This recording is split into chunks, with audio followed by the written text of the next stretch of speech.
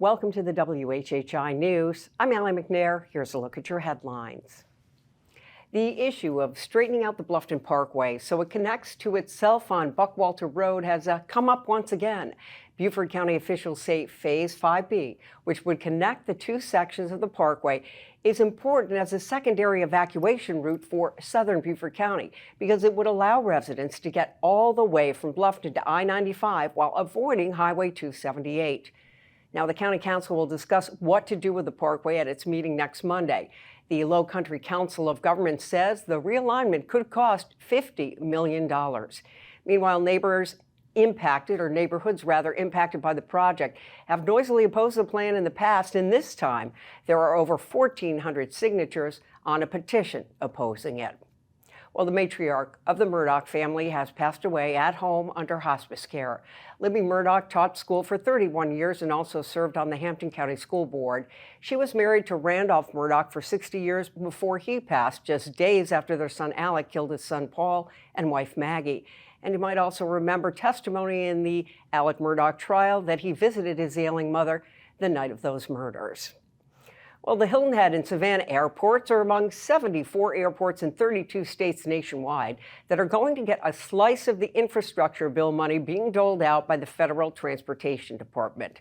Hilton Head's airport will get nearly $1.5 million, while Savannah's will get nearly $6 million to help build taxiways, enhance firefighting, and upgrade equipment and facilities at those airports. Well, if you've been doing a lot of coughing and sneezing lately due to the pine pollen, you won't be surprised to hear that pollen counts have been high all over the state all week long. Health officials think they'll come down a bit over the weekend. Experts say there are few things that you can do, such as changing your AC filters, keeping your windows closed, even though the weather's been great, and wearing a mask when you're outside and gardening. Well, this is a scary story for anyone who blow dries his or her hair. A South Carolina woman says she passed out while drying her hair in her bathroom and fell on top of the hair dryer.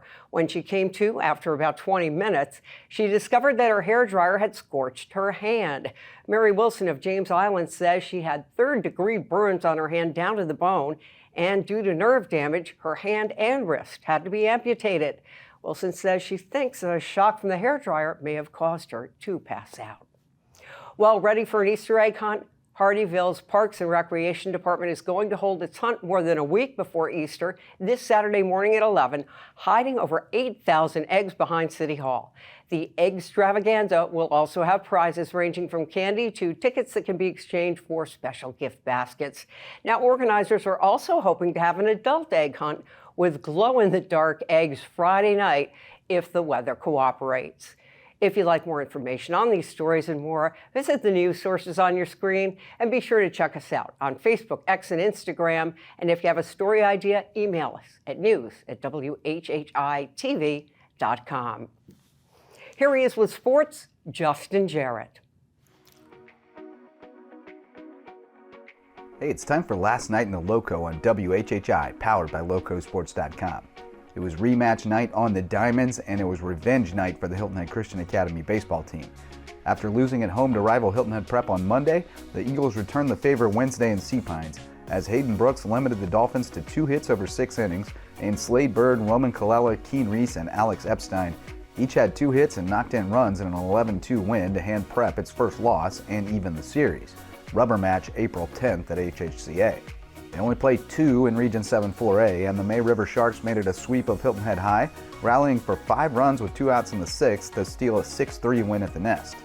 Landon Schwartz held the Sharks at bay for 5 innings and nearly got out of a jam in the 6th, but Tanon Mankowski's ground ball squeaked through, and the top of the lineup kept the rally rolling to keep May River unbeaten in region play. The Bluffton Bobcats nearly played spoiler on the Sharks' behalf, but James Island kept pace at the top of the standings with a 4-3 win. Though the Bobcats think they still have 1 strike left, and after looking at the video, they might have a case. Lucy Beckham rallied past Colleton County in the other Region 7 4A matchup, and Beaufort routed Savannah Christian 11-1 in a non-region contest. On the softball diamond, May River's Anna Caraballo continued her torrid start to the season, sitting down all 15 Hilton Head Seahawks she faced in a 5-inning perfect game, and going 2 for 4 with a double and 2 RBIs in a 19-0 rout. Colleton County kept pace in the region standings with an 8-5 win over Lucy Beckham, and James Island beat up on Bluffton. For more on everything that went down last night in the Loco, check out the Loco Sports Lowdown over on the Loco Media Network. For Loco Sports and WHHI, I'm Justin Jarrett. Until next time, go Loco.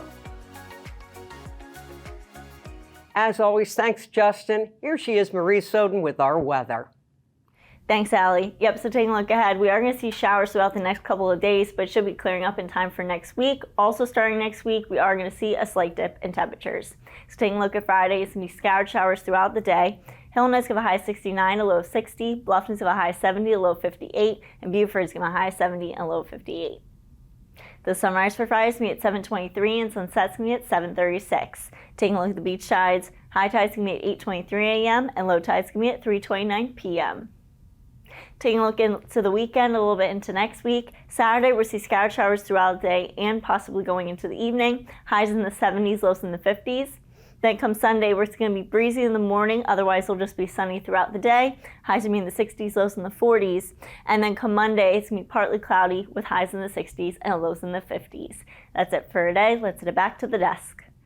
Thanks, Maria. When we come back, we'll hear from Hilton Head Island's Chief Housing Officer about the work he hopes to do to deal with workforce housing. Stay right there.